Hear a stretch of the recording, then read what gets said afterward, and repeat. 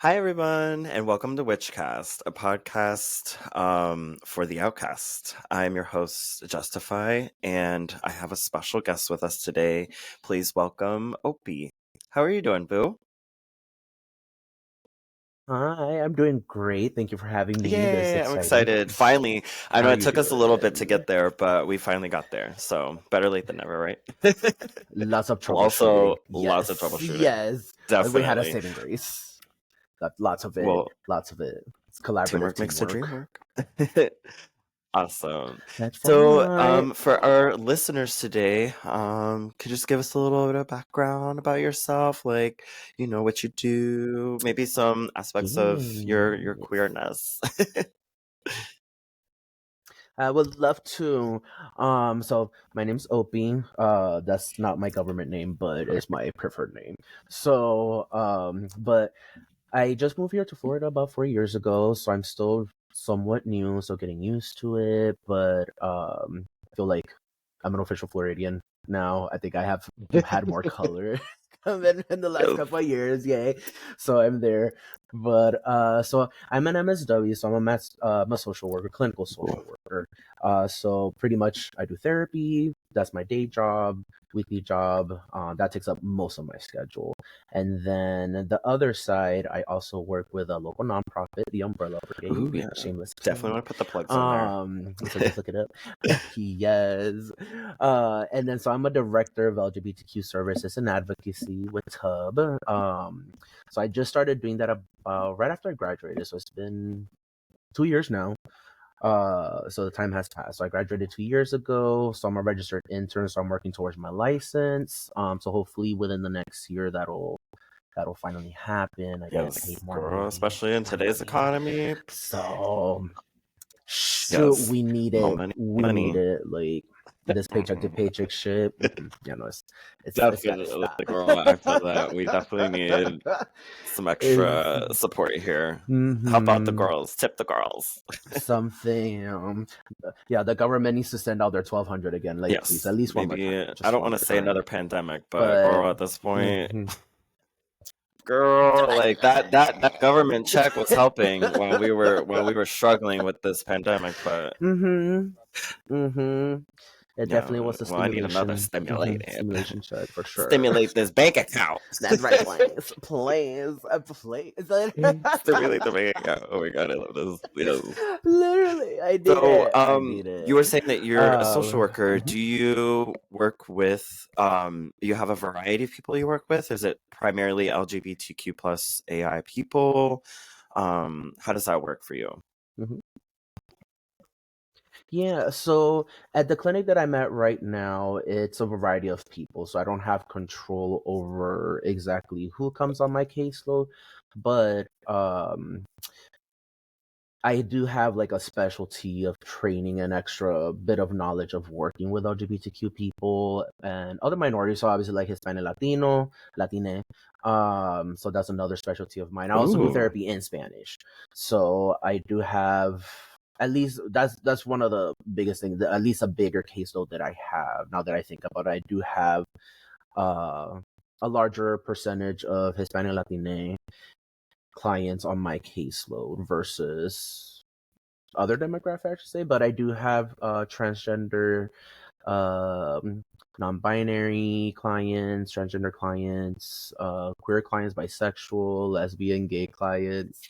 So I have like I said, I have a variety of a whole bunch of stuff. So I love it. So hopefully in the future might be more specialized, but playing yeah, just everything by kind ear of right now.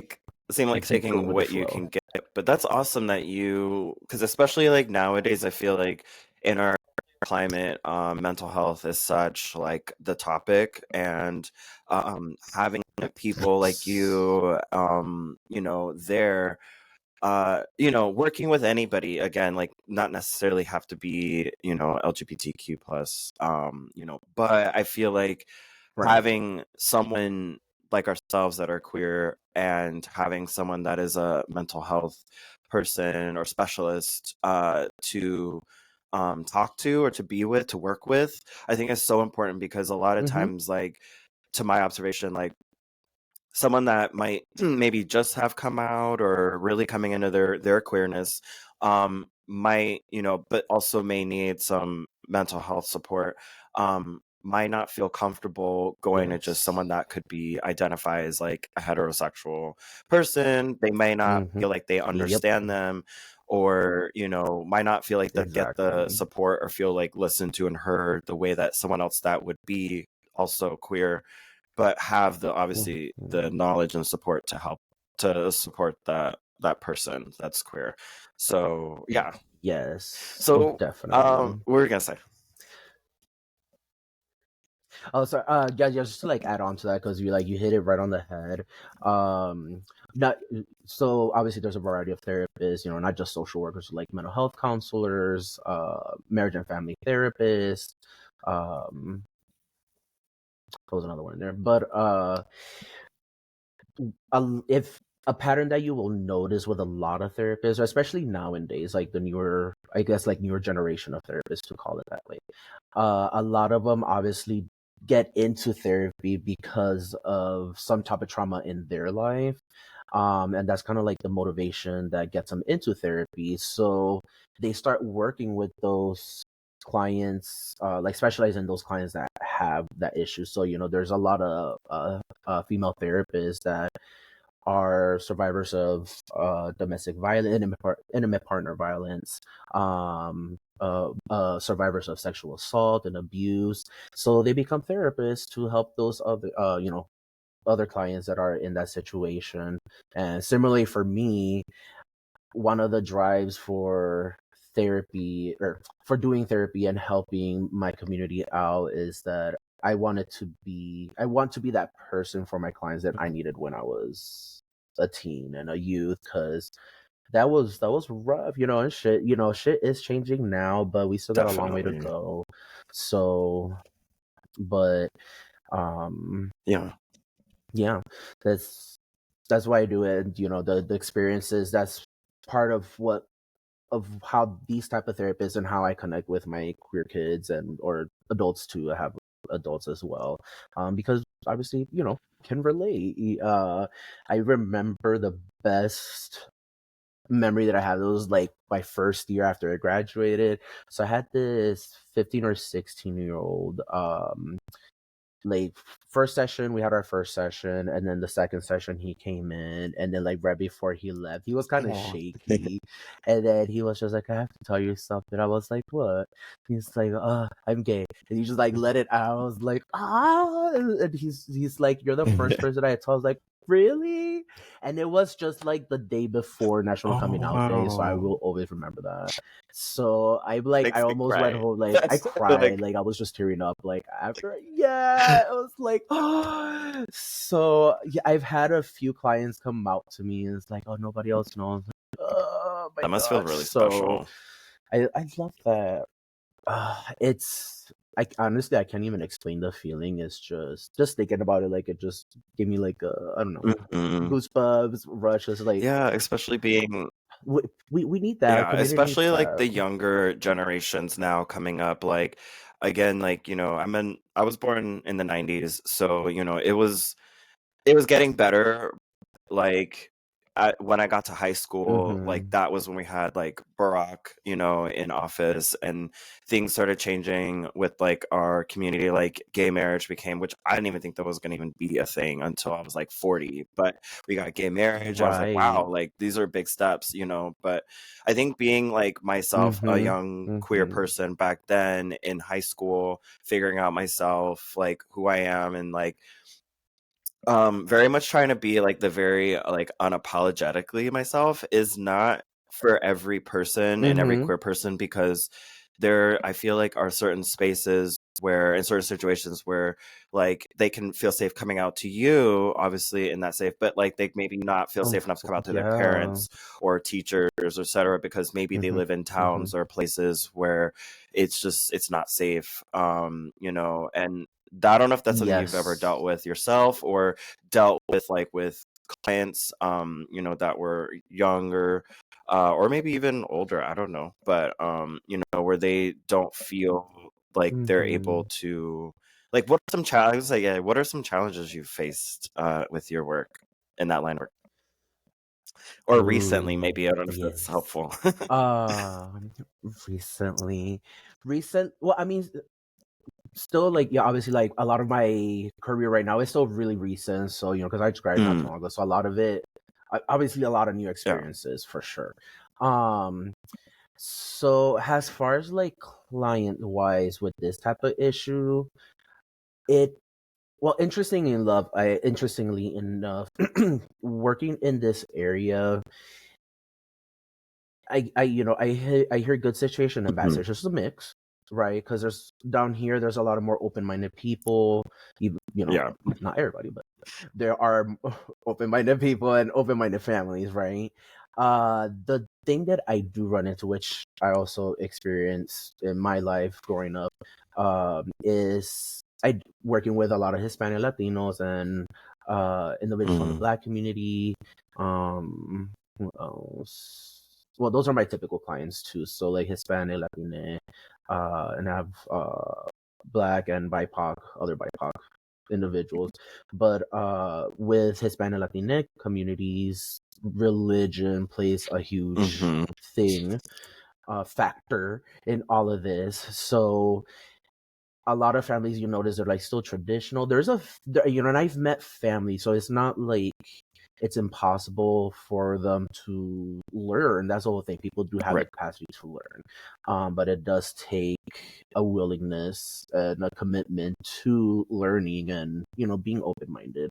So there are families that have torn down that traditional mindset and have opened up like that to more queerness in their family, but there are still families that you know don't accept it at all. And how you said, in small towns too, that's unfortunately still a thing that we could look at here in Orlando, obviously, stripping away the political craziness bullshit that's happening right now. But aside from, there is a Mhm, variety down here, right? But then looking at different towns across the country, like I know a lot of the South down here too, um, like in Georgia, Alabama, those areas, I do hear that there's still like towns where nobody dares to even show any type of queerness in any way, unless there's like somebody that owns a business. And then even those individuals, they're very aware of the situation of like what it is to be out and proud in those little mhm, communities, right? So those are the challenges that I've seen in my work experience so far. Me, I did have it wasn't, because there have been situations that I've heard that of people getting kicked out. So thankfully I didn't get kicked out, but there was a lot of conflict in my family. So different story too, but even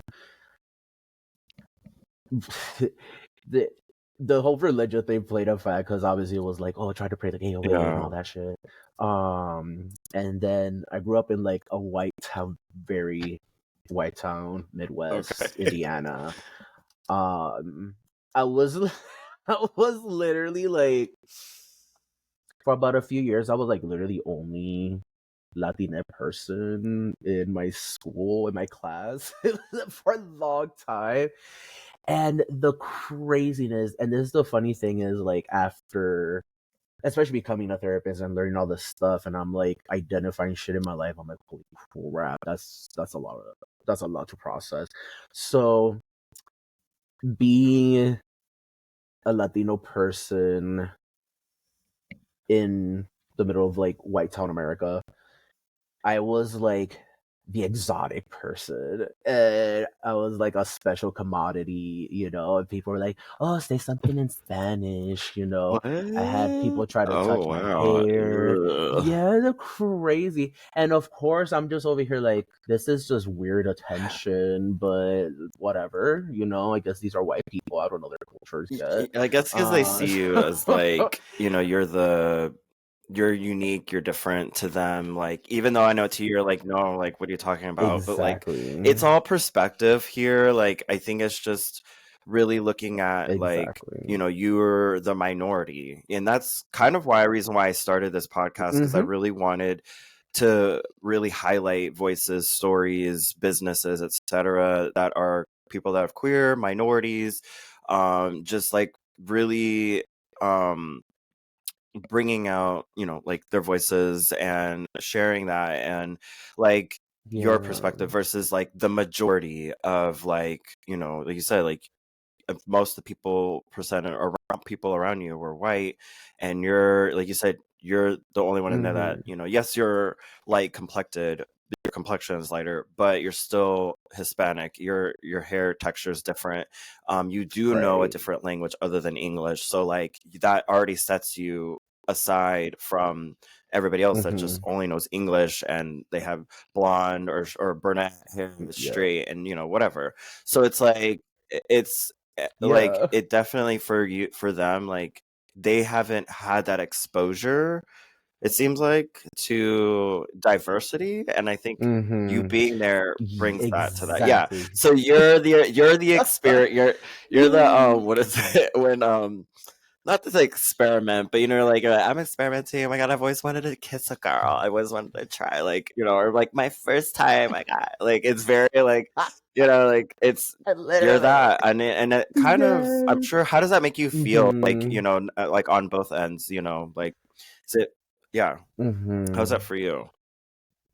Back then, obviously, like, had no idea what the hell was happening, right? So back then, didn't have a perspective on it. Mm, Now I'm like, wow, it now I like it. I'm kind of indifferent to it because it's something that I've already processed and unpacked everything from that, and obviously I understood myself and my trauma more, and the stress that I went through. Because, but looking at that now, like,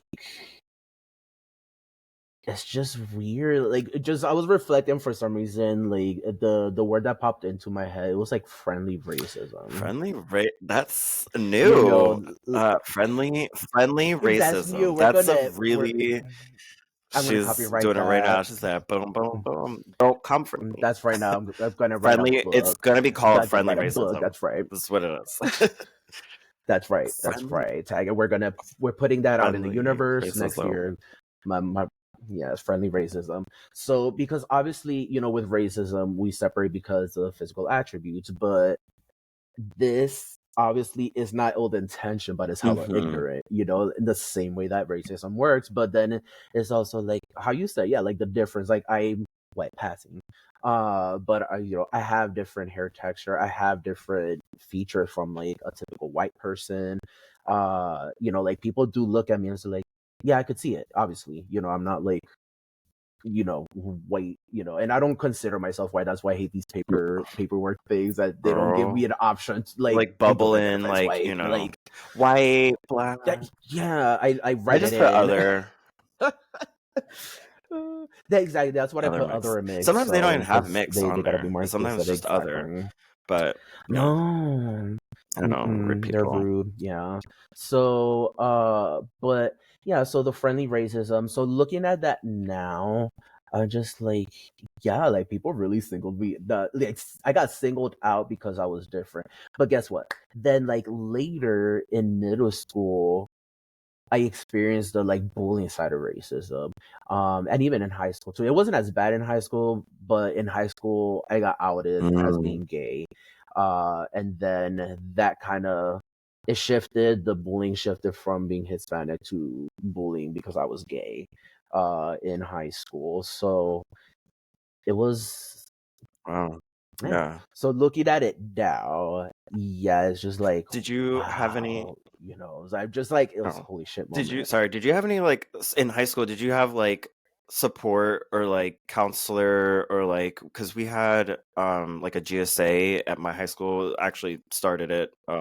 Yeah, back we went, but it took a while to Nice. get started, but finally got started. But I would say, like, I can did you imagine. have Right. any like teachers or staff or anybody that like gave you felt like comfortable around, you could be like supported by? Yes, that thankfully I will say, because whenever I was reflecting on that, I will say that if it wasn't for my, especially my friends, if it wasn't for my friends that I had back then, and the teachers, I don't think I would have survived. And I mean, like, I also too, full disclosure here, that in high school, I had 3 Mhm. attempts, and none of them worked. Right, so it was like a very dark moment, but because of my friends, like, I found healing, and because I had some teachers, that even when I know they saw what was happening, right? So they were always. I remember, um there was this German teacher. She was so sweet. She's a little old white lady. She and another, I feel like the older lady teachers, they started a knitting thing after school. My friend dragged me in, so I got to know them more. So it was the cutest and funniest thing ever. So we were like, me and one of my friends were just like That is knitting with the old so lady. That was cute. the fun thing. And It's giving Golden it was Girls vibes. adorable. So I remember, yes. You had Rose, Blanche, and Ma Yes, in there. Golden Girls. That's how it is. Yeah, they were all there, honestly. So they yeah, naturally put together. But the I never, aside from my friends, I never like really talked about my sexuality, because obviously, I was trying to like not talk about it, too ashamed to talk about it. But so that was my experience with that, with the, like I said, like, Mm. friendly racism there. So um I experienced all of that at a young age, of course, so obviously didn't know anything about that. But in therapy world, we call that Yeah. microaggressions, right? And then as those build up, that's what impacts your insecurities, your anxiety, your stress, your depression, because that's what creates those life experiences. It's what creates your Mm. core beliefs, and you carry those your whole life until new experiences happen, or we learn to cope with all that shit. So that's that's Girl, the queer that's actually the name of the experience book, The Queer right now. Experience. My God. The Yes. queer yes, okay, Girl, I'm writing copyright that this down. down. So, We got ideas. I'm like, yeah, write girl, that this right is gonna be here. the next move. That's yes, Is where it's at. pending. So That's actually a yes. question, like, when did you come, Mhm. like, so you said high school, but like when you came aware of your queerness, like what like was there like a movie, a book, something that like, or a person you met that you're like, oh, like I'm actually not like everybody else, or not to say like not like everybody's like, but you're not like your Mhm. hetero counterparts. Like you started, like you became aware of Right. your queerness. Like what experiences or triggers or experiences brought you into Yeah. awareness of that? I know, right? It's a Ooh, I love good that question. question. Love that question. Yes. So it's awesome. So it definitely came in stages. When I noticed my brain was wired different was because I was Mm. living in Puerto Rico. I was about 7 or 8, or maybe 6 or 7, 7 or 8, because I was like second or third grade or something like that. That I noticed, like, my eyes are more drawn to boys than Yeah. they are with girls.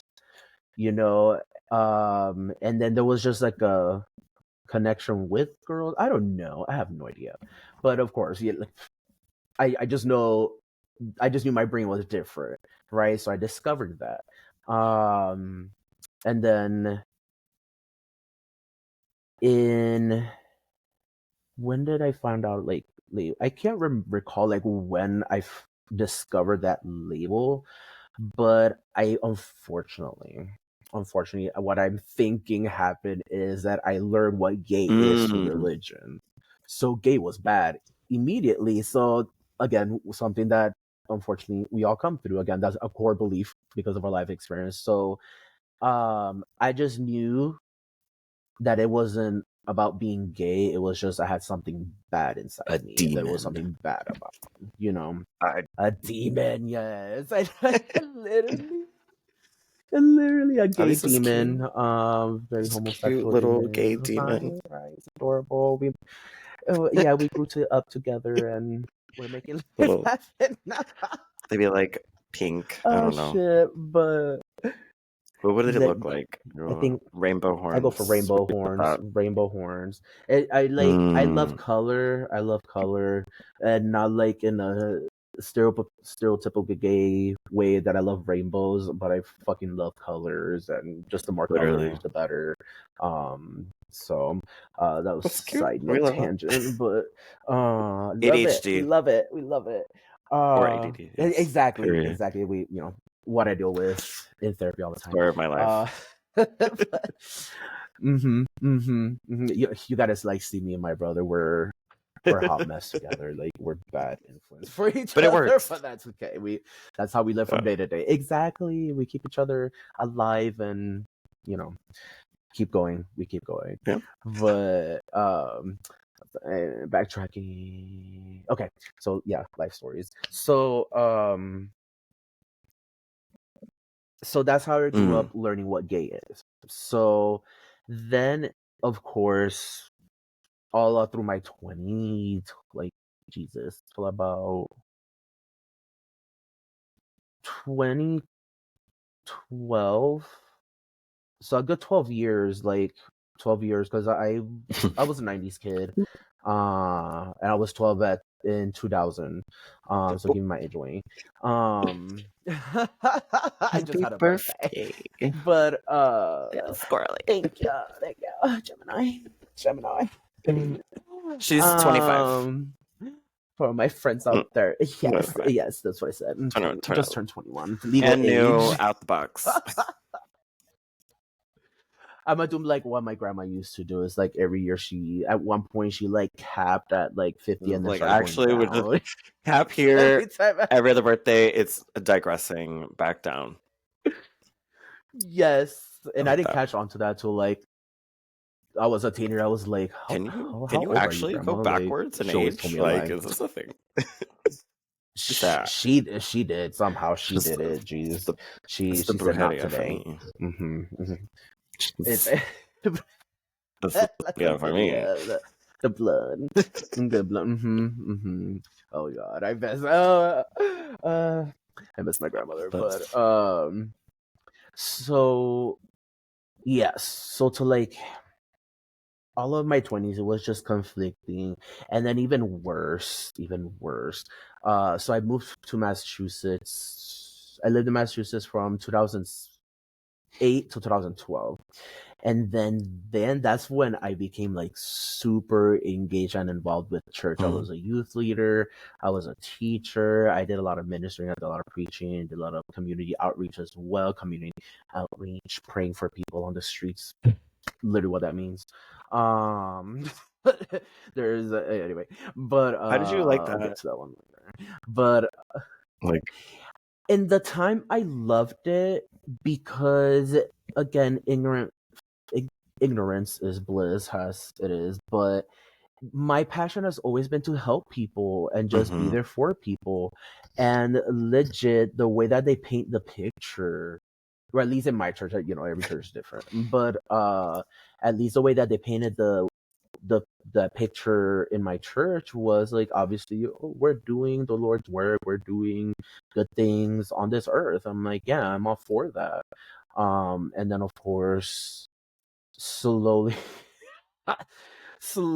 like I realized something is up here, and at one point I finally realized it was after so many years, right? There was like I started to notice one thing. This is also something that I reflected on of how I got into therapy, that in church I used to connect with all the youth. So like I was their mentor, everybody's mentor, like 12 to teen, whatever, to 18. Anytime that we were at a church gathering or on a Sunday, if nobody was doing anything, we would all get together like at our place, and I lived with my dad and my siblings and my stepmom at that point for a while. So we would all get together. There was, mind you, there was a youth leader. So at some point I wasn't even a leader yet until later. But I, especially once after a leader, I just became a youth leader. Like all the teens would just come to me for advice and talk to me because obviously I've always been like super non-judgmental, like because I have no reason to judge anybody, you know. But obviously, the whole church, that's their special skill for For some reason. But yeah. right, but so I noticed that, and then um being involved. Obviously, I was just suppressing Mhm. my queerness, right? Because it was still bad, and then obviously I never realized it till like processing all that religious trauma. I went to like this two to about 3 years lived after 3 years living there that I was in church. Um I went through like a crazy depression for a while I was over there. And a lot of it was because I was really like just desiring, and I had the impulse to like sexually explore, and I was doing it little by little. And funny enough, something that helped me see, because I always like question the leaders too. There was times that I would like put them on blast and disagree with everybody, and I was like the only like Mhm. radical minded in the show, but they still like I still have my position, but that's what I did, you know. Like I didn't just agree with people, like, but this is how psychotic it is. I remember this one meeting, a youth leader meeting that they put together because one of the kiss ass youth leaders, a huge broad nose, are ass kisser to the youth pastors. We were at a birthday party for one of my friends, for one of the youth there, and it was her quinceañera. And obviously, the party is for her and her family to enjoy, and her friends that she invited. And I was part of the courtship with my siblings. So obviously we were dancing, and even not like crazy provocative dancing, but dancing like some salsa, merengue, you know, just like, yeah, literally just, cute little things. I was trying to figure out what songs came out back Selena. then, but I Just can't kidding. remember. Selena, yeah. Maybe like straight to like gay icon Selena. Damn. Queen. Rest in peace. Selena. Mm-hmm. Love you, girl. Uh, yes, rest in peace forever. Um, but then I like totally jumped 2 points here, my bad. So in so at this meeting, oh yeah, that's right. Yeah, so there was dancing, but according to the youth leader that was there, she wasn't even What you invited, can't first say of all, here. but she was there just.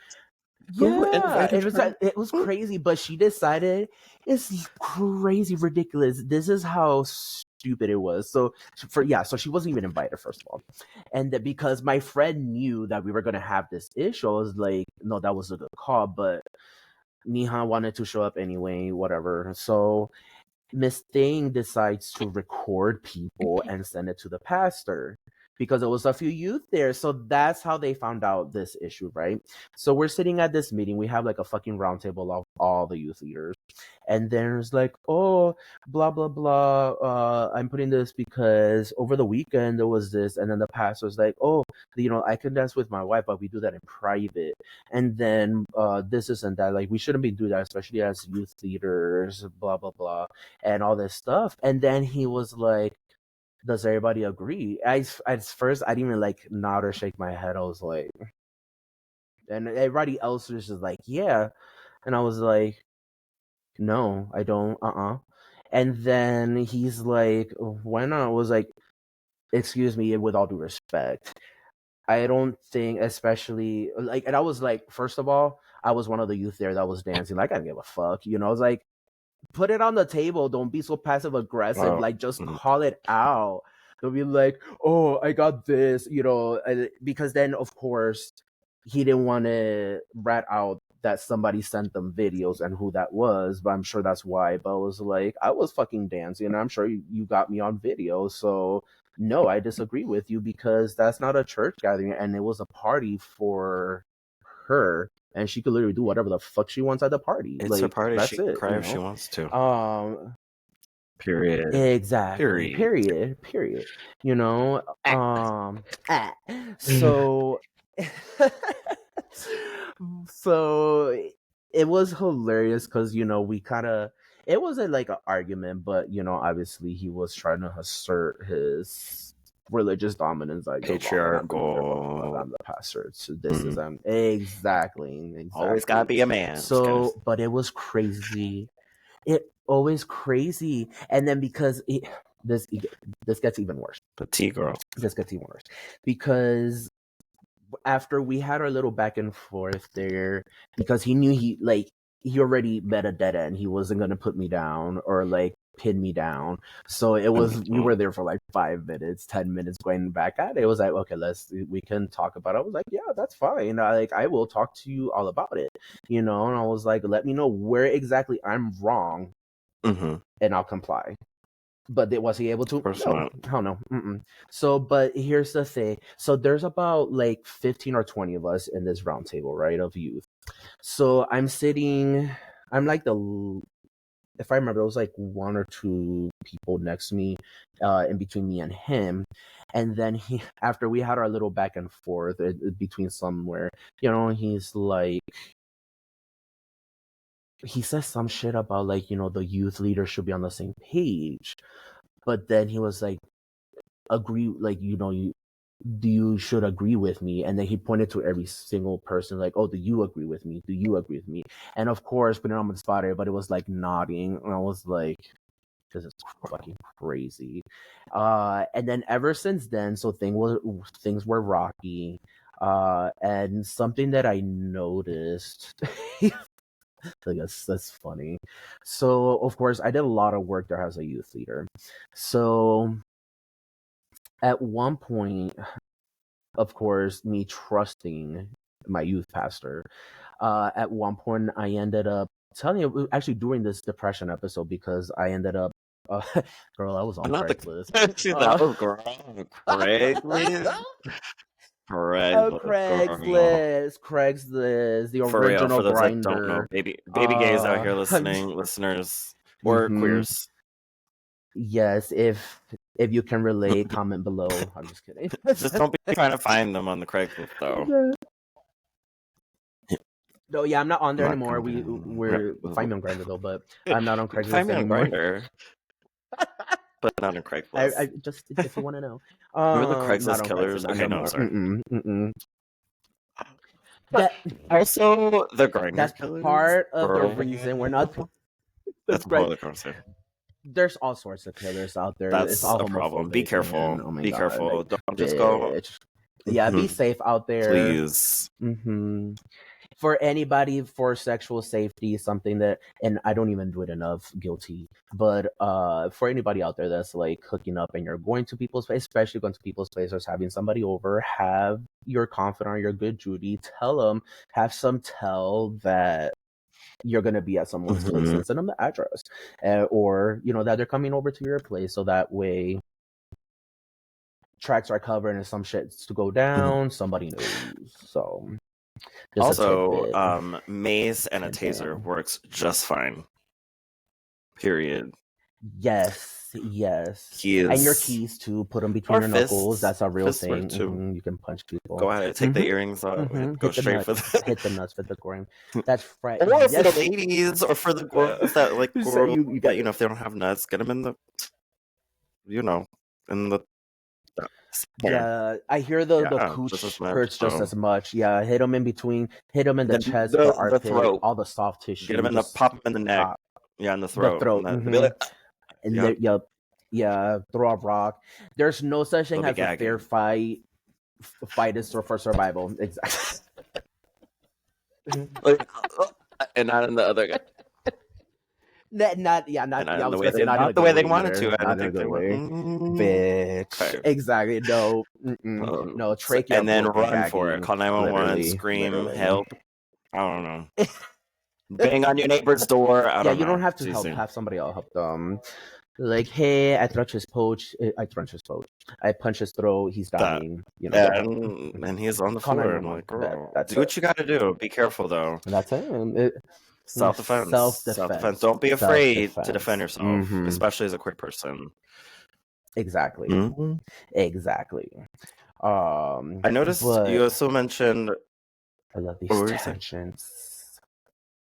Oh yes, no, I love but these tangents. that's how we get the ball rolling. That's how we get I the ball. love them. So I also noticed Yes. you mentioned so like coming out as like queer and something I spoke with on my last episode with my previous guests. For those that haven't listened, definitely check that out, episode 1, with Marshall. Yes. Um, I was gonna say, as a queer person, there's this blend of like feminine and masculinity and coming out. And do you feel like that Ooh. has also played an impact in your queerness as being, I don't know if you've identified as gay or bi or anything, but definitely, queer.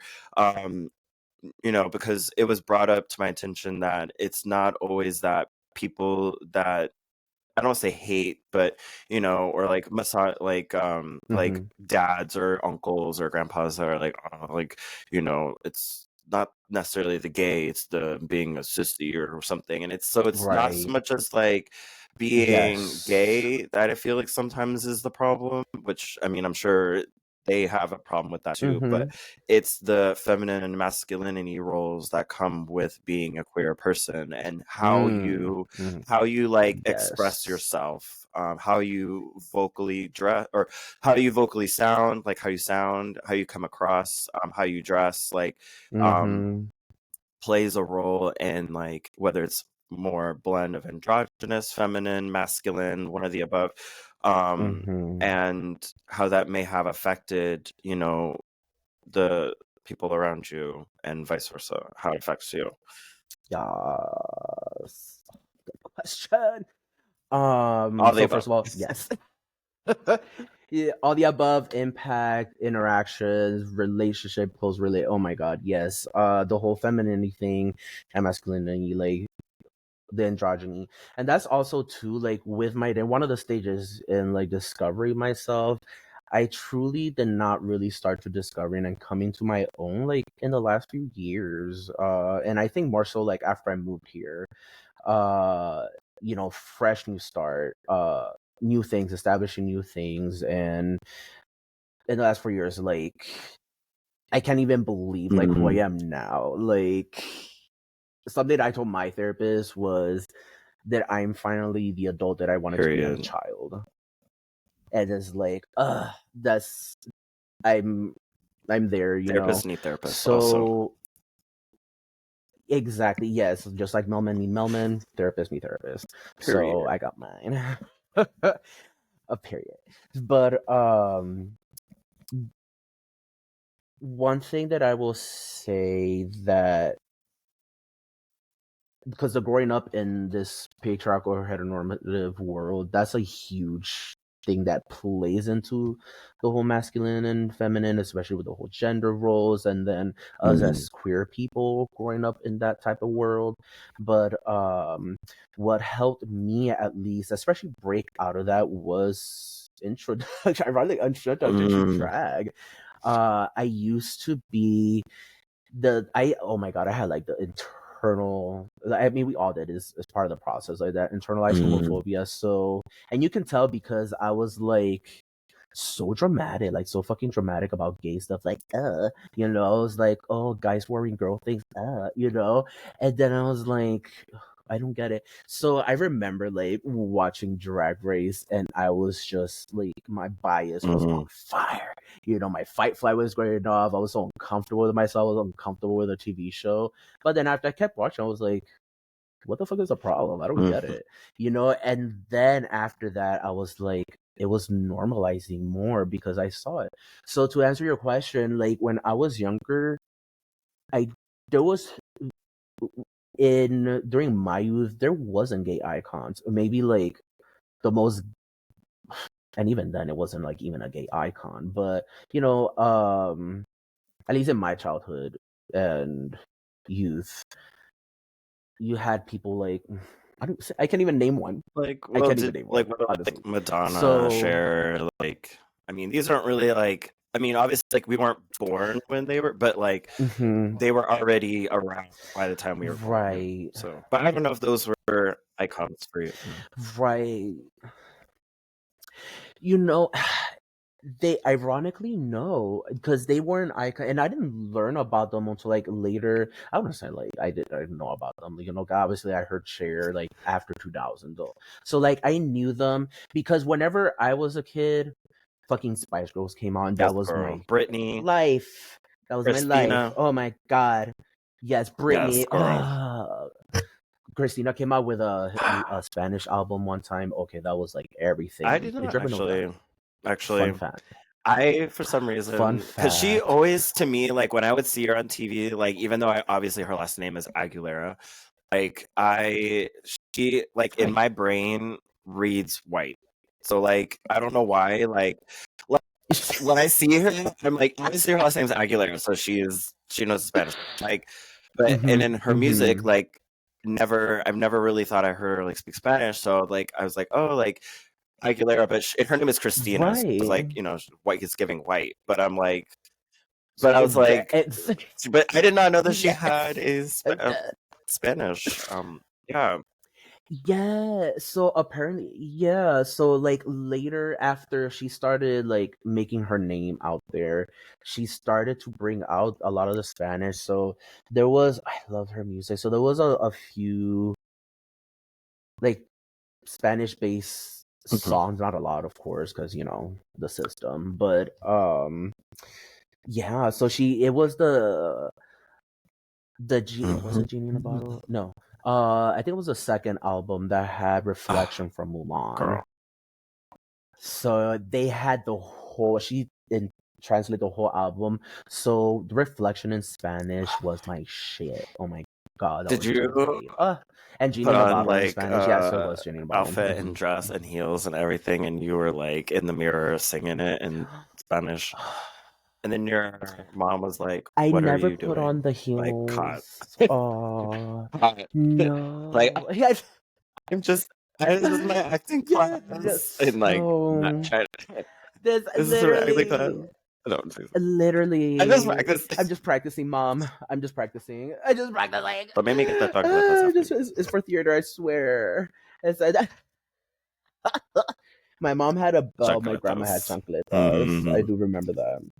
Chancletas are Yeah, part that's of the childhood trauma trauma. girl. Any Anybody can Latinx relate. Listeners book, out there, Latinx, yeah. yes. Like, yep, They know. out there. Yep. So you can relate, but Christina. what are we talking about? Oh yeah, Christina Aguilera. So yeah, she came out with that album. That was great. Have no idea how the hell I got to We that. were talking about like internalized Um, homophobia. Also, internalized homophobia that's connected to yes, toxic masculinity. Hmm. yes, and all that good stuff. And the part of femininity too, because obviously it's. I hate to say, but I don't hate to say. The truth is The that T, yes. there's a lot of stereotypes in the Mm. gay community. Like, it is what it is. That's literally what it is. So I do recall from my experience. So I obviously can't speak for anybody else. But one thing that I knew in trying to grow into my queer identity, I didn't want to be that gay. I didn't want to be like have the gay voice, right now to get the voice, the mannerisms, etc., the feminine mannerisms, because for some reason there's a social, but that's part of the growing up in a patriarchal society and heteronormative, cisnormative, that femininity is weakness. Mm. Femininity is opposite of masculine, right? But because it's the opposite, for some reason, masculinity reigns supreme because supposedly those are like the survival traits that we need. That's how we develop in the world. That's how the world comes to fruition, is through masculinity, you know? So growing up in those Mm-hmm. norms, we adhere to that, right? So we learn again, core beliefs, we start to develop those at an early age. That is literally homophobic ideation. So whenever we're teens, teenage years with developmental theory, teenage years is that time of life when we start to discover who the hell we are. So it's like an identity. So we try to find our identity. We try to also see how we fit into the world. So there is some studies that show that part of personality development, there is an interaction, a very like staple part of life. It doesn't always happen for every case, because studies also do have limitations. That is a general, so it doesn't really apply to everybody, but it's just like a base information.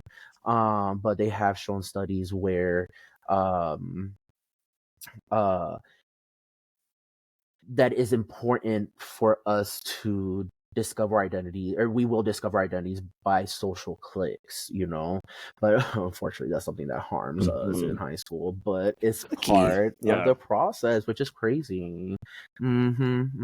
So um and then so obviously that's where the conflict comes from. So trying to find your identity, and part of that identity comes from core beliefs. That's what helps start to shape that up. So if your core beliefs are homophobic ideation, you're going to have a homophobic bind, hence the internalization, right? So even worse so, especially like with the femininity, I was saying, like, I was so afraid of any of my femininity because of how people treated femininity. Just how I grew up to hate homosexuality, I grew up to pretty much kind of hate femininity. I grew up to be misogynist, and the thing is that, like, for some reason, I always notice, and I don't, of course, I do believe that there is an influence of how you're raised. So, I was raised by my grandmother and my mother, so I'm drawn to like what is femininity, and because I was raised right by them, I knew what femininity is and what womanhood is, right? Because of who I was raised with. But obviously I couldn't be that. I couldn't carry those attributes. I couldn't carry those feminine characteristics, because obviously it's not for me. So grew up in that type of world. So then of course that's, from my experience, that's been like conflict for years, but people do grow up in this conflict for a long time. And it's crazy too, because to some evidence to this of how wild and how varied people are, that in people come out in so many different stages of their life. Because in the community work that I started doing, and even with therapists, like I have clients that came out when like in their 50s and 60s, and then of course with in people or individuals that aren't just queer or like lesbian or gay or bisexual. There are individuals that are transgender, non-binary, and then now that has labels today, there's like a second coming out for that. So it's like extra or just extra, a little bit extra added pressure for those individuals, as something realistic. But so with that too, imagine a transgender person growing up in this heteronormative world, which have everybody beyond like 2000 and 2010, they grew up in like a strict world where it was called transsexuals. What was the other term? Can't remember. But transsexual, we Transvestite, had like, the trying to, transvestite, yeah, the bad yeah. words, the not politically correct, right? So but now, it's getting, obviously it's getting better, but we still got a long way to go. But Or he, she, which is like for like those are again like these are just terms that we're not like specifically calling anybody. I'm just saying what heteronormative right. people that are not educated and informed would just use, or would also Because again, I think a lot of people either they're ignorant and they don't know, or they're willfully ignorant and they're choosing to use these terms Yes. to hurt people. So there's a difference between ignorant and Exactly. willfully ignorant. I think everybody starts off as ignorant because again, like Yes. there's not enough education. So I think giving some people, I think like grace, especially Exactly. like queer heteronormative people, a little bit of grace, because if they like want to know but they Mm-hmm. don't know, I think that's a lot different than someone that could know, that could be educated but doesn't want to Mm-hmm. be educated, doesn't really care to be educated. They choose to stay ignorant because they, and Yes. that I think is really harmful. And using terms It like is. I just mentioned, not gonna repeat it, but using terms I just Mm-hmm. mentioned to hurt people because Mm-hmm. they don't Yes. care and they want to hurt with their words in that Mm-hmm. way, in the term, yeah. So, Exactly. and especially like Exactly. trans people, like you said, Mm-hmm. non-binary people, especially trans women, being still women, that they face a lot of adversity because of, like we were talking about, like the misogyny, Mm-hmm. and like, some people don't see them as like real women, and then they, like can't go out in the streets Exactly. and like be Mm-hmm. themselves without being attacked. Yeah. So that's, yeah, Right. that's a whole, and especially even not even that, but like even not even just trans women, like drag queens too, because you mentioned you do drag. So Yeah. like being Mm-hmm. being, I think in general, Mm-hmm. being femme presenting in the world doesn't matter how you, whether you're trans, it's Yes. drag, whether it's queer in the way that is just, androgynous. If you look a little bit feminine, whatever way in the Yes. world, it's scary for you versus being presenting masculine in the It world. is. It really is. Mm-hmm. Mm-hmm. Exactly. Exactly. And again, in the patriarchal, misogynistic world that we do live in, we see that all, even like with the because we're in the Mhm. Olympic season, and I'm sure if everybody's seen, I forgot the athlete, but she's a cisborn woman, but people again, the willful ignorance that, hello, there's new science out there that shows it's not just XY and XX, and people just have progesterone or estrogen or whatever it is. It's not just that anymore. There's more information out there that shows that there are women out there that don't fit that stereotype of mold of what society is. This is just women, and they have to have a vagina and two boobs with two nipples, so, and a uterus and a cervix and maybe long hair, like from neck length to down to butt length, organized, whatever. They can't have tattoos, can't be revealing too much, but not, women don't fit that. And then the same thing happened with men. So for queer people, it is, something that I noticed, and is uh just kind of how the cards are laid out for the community.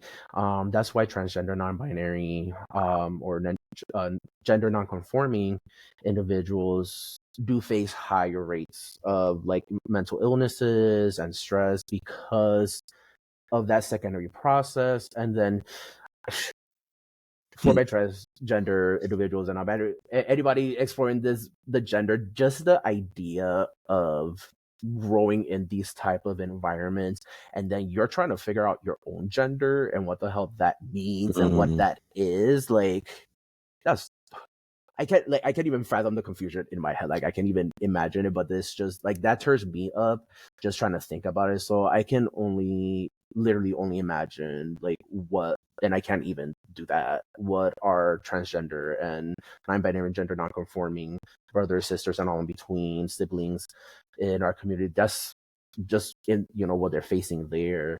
Yeah. But that's Mhm. the world we live in, unfortunately.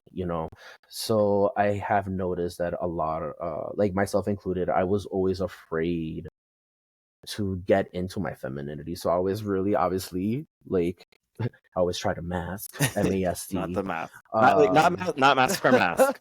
mask, Yes. masking, Yes. MASCCING, mask for mask, try to do it all through high school, because obviously I had to separate myself from femininity at all costs, because otherwise that was super detrimental to me.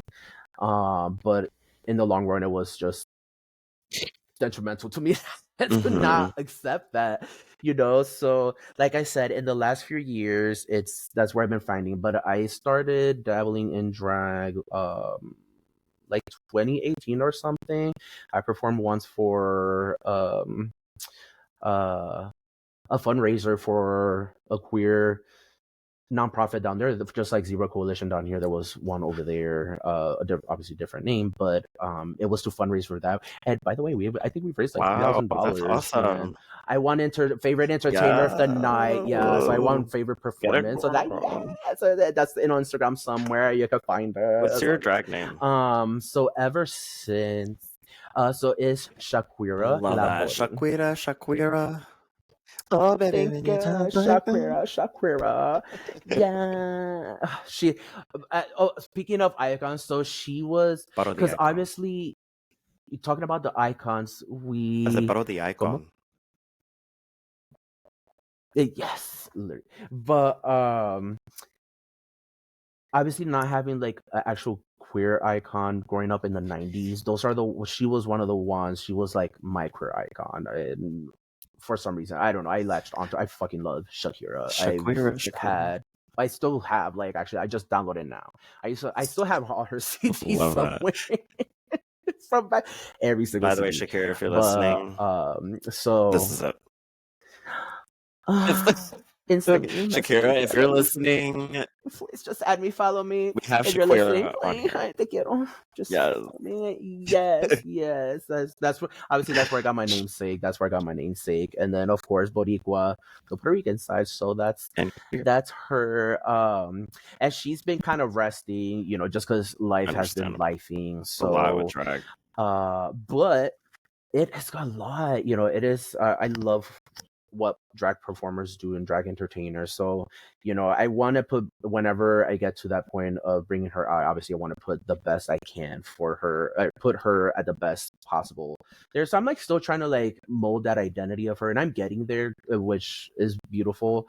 So, keep an eye out for future after here, because now that I'm settled here in my new apartment, doing more advocacy stuff, I do want to make that part of my persona, that I'm like a drag queen advocate, so I have more projects and stuff. So any makeup brands out there that want to like support me and the Umbrella Brigade, get that Anastasia like, Beverly Hills, stuff. $500,000. Yes, Anastasia. BH Cosmetics, yes. Yes. NYX, whichever one. We love those brands. We love them. So, but yeah. So, so because of drag, well, at least for me, obviously, I can't speak on everybody else's experience, but because of drag, I see why people always talk about like drag was their awakening, because that was for me, like, whenever drag, that's like the ultimate, well, as a drag queen, and drag femme presenting, woman presenting, that's the aesthetic that I like. So whenever I got into that, I literally confronted my anxiety, because I was so afraid of femininity. But then drag was for me, and my persona, it was the ultimate feminine expression. And I was like, oh. So ever since then, that energy and what should I call it? Like the me, my identity, my me, and then that family, they finally started getting to know each other and having that relationship. And then it was crazy, like within, especially coming down here, that's one thing that I really appreciated, because I wasn't, obviously, like, now I don't give a fuck, but I was afraid before to like obviously dress up a certain way, especially living in a religious area or in white town middle west America. But because of the last year after coming here, I started seeing other people like me, and that helped me. That's why like community is such an important part, and why I think this podcast is so great, because we need that, especially now more than ever. We need to bring the community together, bring out those voices, and especially now, go vote, especially if you're not registered. On top of that, literally, and then vote yes on Amendment 3 and 4, which 3 is for legalizing Period. Yeah, weed. like, So we have a choice now. And Amendment 4 for abortion yes. access. So please go vote and register. What is it? Vote.org or something like that. I'm not sure. But Yeah. look it up. So I was always afraid, but now my wardrobe has Ex- flourished. So I'm like using colors, a lot of femininity, a lot of not a lot of femininity, but a lot of feminine stuff. But and it's funny enough because I was talking to my brother about it. It was like anytime that I go out to the bar, I'm always like presenting feminine. I was like, I know I have masculine energy because I always feel it. But literally, hilariously enough, this is something that I noticed because of the heteronormative that grew up in. So again, this is just like theoretical from my perspective. So I'm wondering if anybody else can relate. But growing up in this heteronormative thing and unpacking all of this, processing that, unlearning what I learned, I don't have an image for what male presenting is because I never like the image that's always out there, the buff, the suits, look certain ways. Like I can't Mhm. relate to that. Like I don't relate to that. So just like how now, ironically, now in this point in my life, now that I've in touch with my femininity, now I'm trying to get in touch with my masculinity and create that image out there and like bring both energies together because I do feel it. So the again that a huge awakening for that was just getting into drag, like going from again this is the cool thing about exposure and getting over anxieties and fears because that was a fear, was being feminine, internal fear, and of course it's rational, like what the fuck, but Mhm. we talked about where it's coming from, right? So get it I literally getting into drag was me Mm. conquering my fear. So like that's I never said it like that before until now, but like that's hella powerful. So after that, I think my identity, my life started to change way more. And then now like these past few years coming into the identity, like this is the most empowered I've ever felt in my life in and out of church. Like crazy.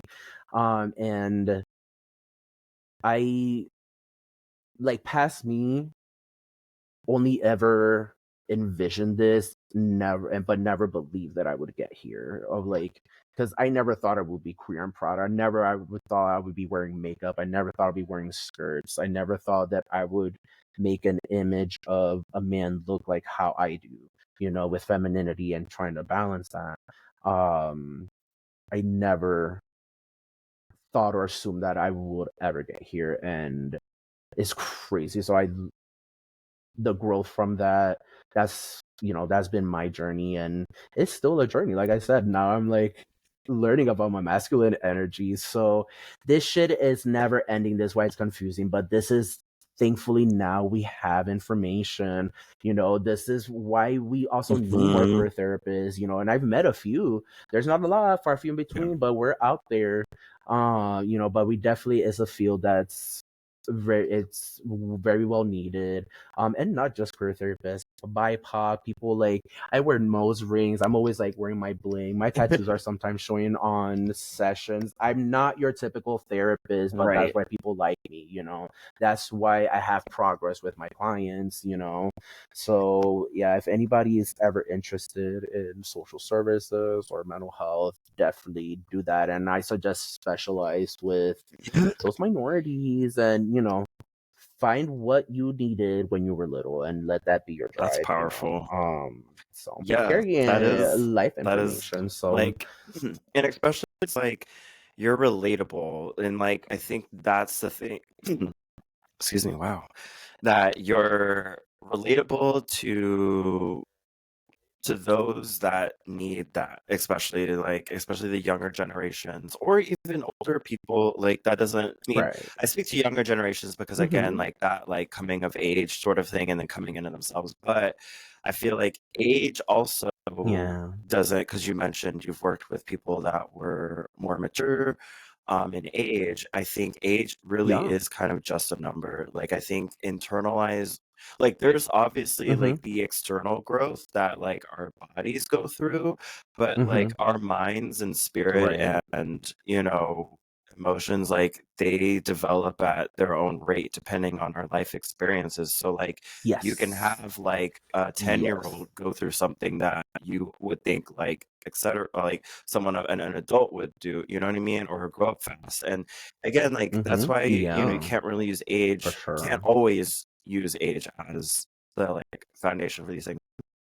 Um, but I also feel like for Exactly. those that are, whether they're younger or older, that are finally able to like come into themselves and like speak to someone that has been already out and already, been like, I don't want to say been queer, but like been able to like be authentically themselves in the world around their friends and their family and etc. Yes. And have a community. Like what is it like to build community, to connect to other queer people, and you being a Yes.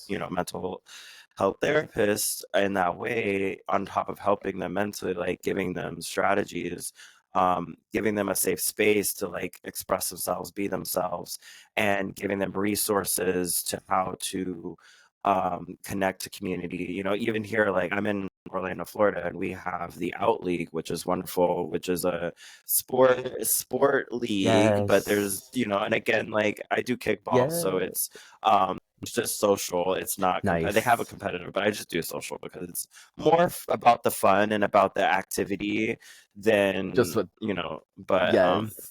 a competition. The But I know competition there itself, are right? people that are like competitive, they can I do that hear if they want. that. But joining something like that, I think is, in your town, like having a queer Mm-hmm. like league of some sort, or and it's not about like, because some people are like, well, I'm not good at these Yes. things. I'm like, well, it's not about being good at it, it's just showing up. And no one there, Mm-hmm. I'm sure, is like, super athlete. And if they are, well, great for them. But it's again, like you're going there for yourself. Right. You're not Mm-hmm. going there to be a super athlete. You're just going there to like, again, if it's a social league, enjoy Exactly. it, have fun, Enjoy learn something it. new. It's okay to fall Mm-hmm. down. You're gonna make mistakes. Girl, I remember when I started that Mm-hmm. kickball, I didn't know there was muscles that I didn't know I had, and I was hurting for days. But my legs was sore, and then I Yes. also was dancing too. I was like, "Girl, I don't know." I think Oh, I'm like, I damn. remember being Oh, but man, Jesus. That I'm must be working on it. I traumatic. still need to go to the Mm-hmm. gym. Okay, right. Yes. And so, period. Same. But Next next podcast. episode. Next But yeah, episode. no, I think, and it's going back to what you're saying. It's great that why I really wanted to have you on here was because again, like having another queer person on here, because this is what it's about. But also, especially like the Oh. topic of mental health, and especially queer people that need support in mental Mm-hmm. health, and feeling like, because my biggest thing too is like if you have a doctor or a practitioner that you work with that you don't like, or you don't feel heard or seen by Yeah. them, you remember, listeners out there, you Mm-hmm. don't have to stay with them. Like if you have a healthcare Exactly. practitioner, whatever field they're in, that you don't feel supported by, and you just feel like another number to, you don't have to stay with them, you can leave them. They You Mm-hmm. just remember, like, Yep. you hire them. It's not the other way around. So, like, Yeah, you can leave them exactly. Yep. at any point, so, and Mm-hmm. having someone that maybe like Mm-hmm. you're like, oh, like maybe I do want to switch to someone that is queer because they'll understand me, and they'll listen to me, and even if they are queer, maybe, I'm not saying all Exactly. queer people practitioners do, you know, but I would say like just find the right one that's for you, because I think that there is always going to be one out there, and don't give up Yes. on that. Yeah.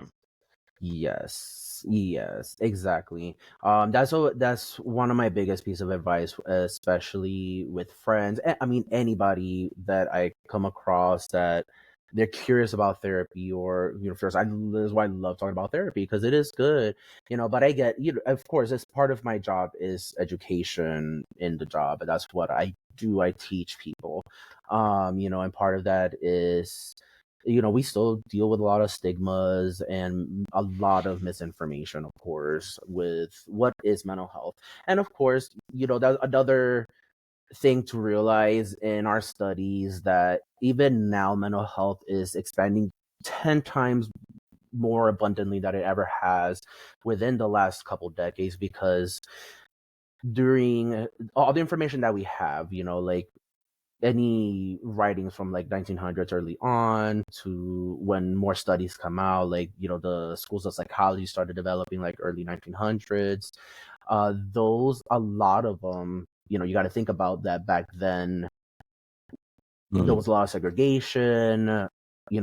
Women were still seen as very low below the man.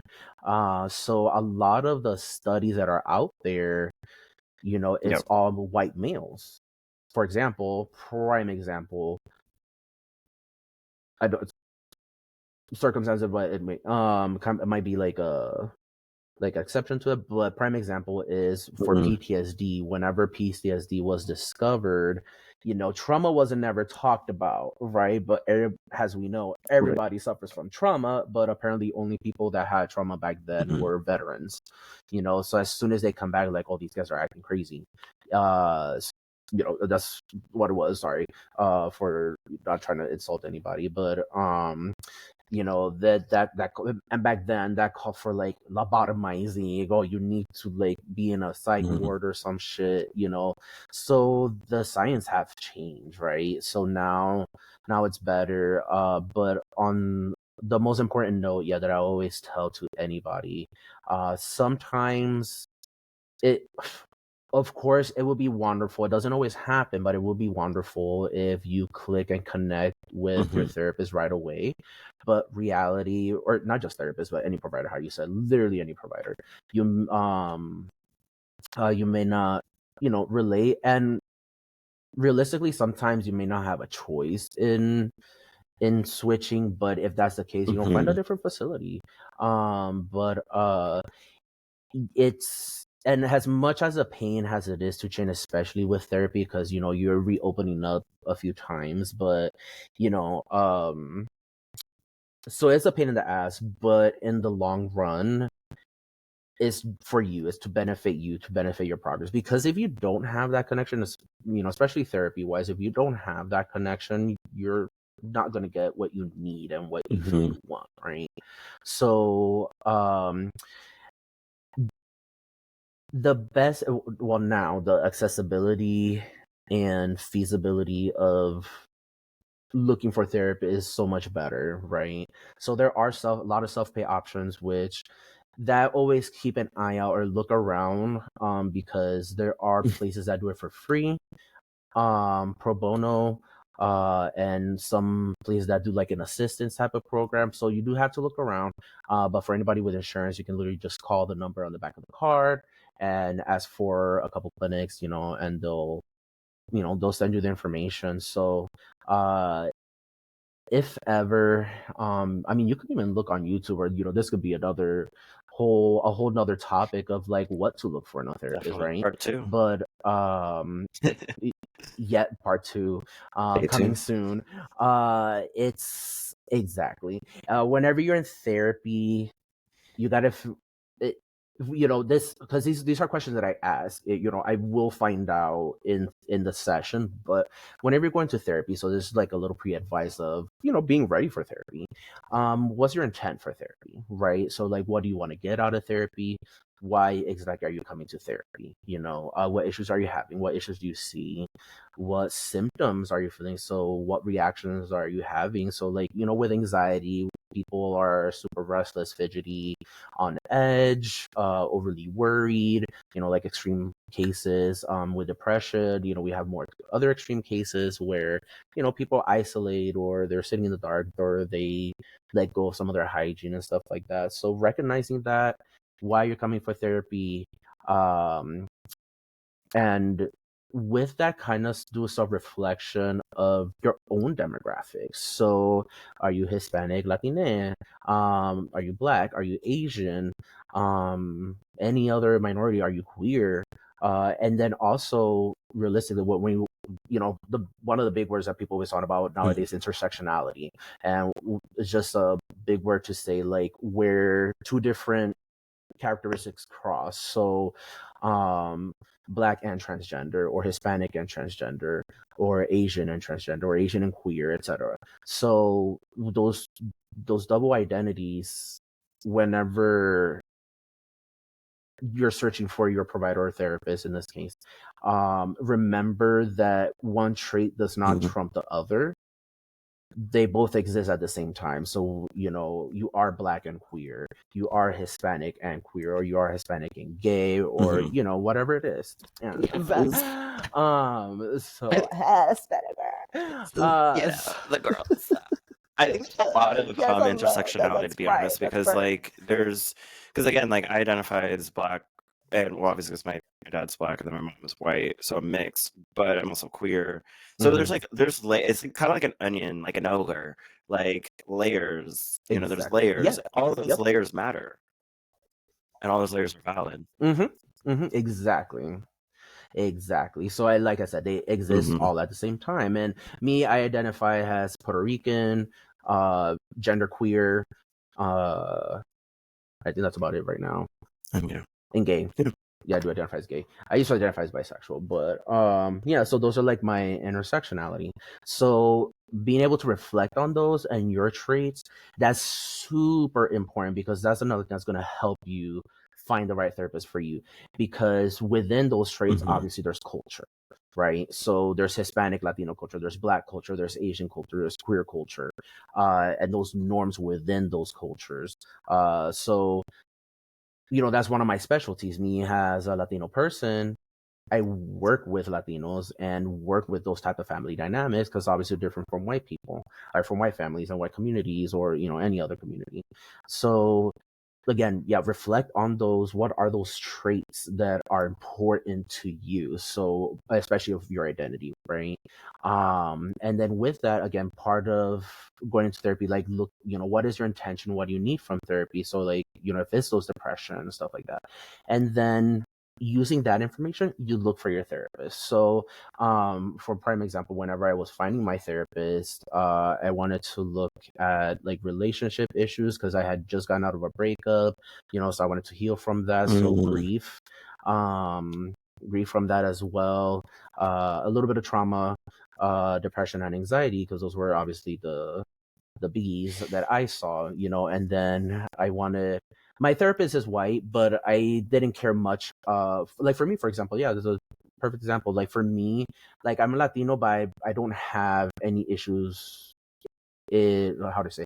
I didn't have a concern with my Latino identity when I came into therapy, right? So that's one of the why it's important to like reflect on that, So the important part for me was obviously queer ally or queer themselves, right?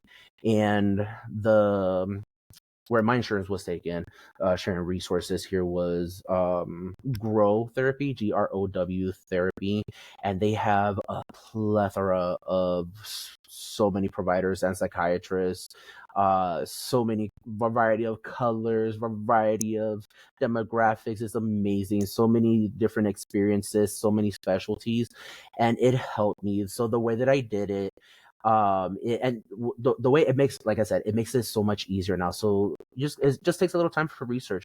So on there, the website does help. So it selects those important details for you, and then it pulls those therapists with those qualities and specialties. So I narrowed it down. I picked my top 10 from these. Like, oh, it has the experience.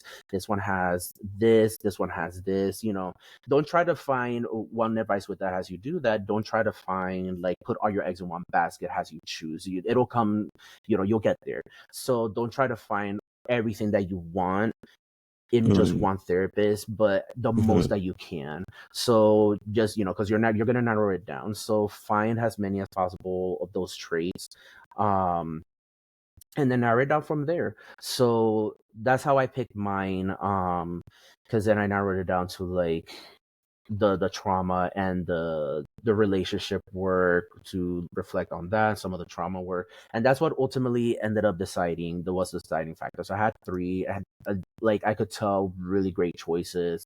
One of them had like just 5-7 years experience. Another one, the one that I picked, 10. The other one had like, I think she had like 10 or 15. The other one about the same amount of time, and with choosing that, like I found the most perfect therapist. I fucking love her, so she's like obviously like a non-traditional type of therapist, super laid back. We curse in our session. It's something that I do. Like you're allowed to curse in my sessions. Like those are emotional words. Like I don't know why people get bothered, but in your session you should be allowed to curse. So don't be sorry whenever you're showing your Be emotions and authentic. cursing in session. It's okay. We're prepared for that. Literally, yes, be authentic. Be authentically you. So that's Yeah. so that's the experience with that. And the tip on choosing therapist. Trying to think what else. Oh, and also to be prepared with questions. Be prepared with questions whenever for your first session. So I always, like I said, I've worked with little kids to adults, and you'd be surprised. Like I even have adults that obviously, it takes time for them to open up, and especially with Latino individuals, Latina and Latinx, that we come from a tradition of we don't talk Yeah. our problems. So, I get that a lot. So, but another thing to look for excuse me, before I get to it. So right question. So that's one of the first things that I try to address, especially like with little kids, because obviously you can tell little kids and teens whenever they're more anxious about the session. So one of like my first questions right away, I'm like, oh, is this your first time in therapy? And I'm like, yeah. It's like, you're feeling scared, you're feeling anxious, the therapist will call you out, like, but that's what we do, because you don't have anything to fear. That we're going to be talking about emotions. It's going to feel weird, but it's going to feel weird because we True. don't do it,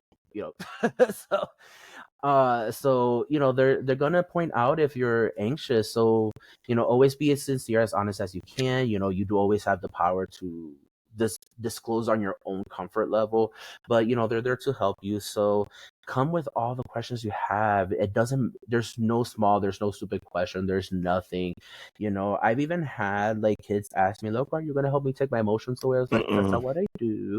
And that opens a conversation. So bring questions. And then the other part, ask your therapist questions, like ask them about their background, like what they specialize in, what their life story is and stuff like that.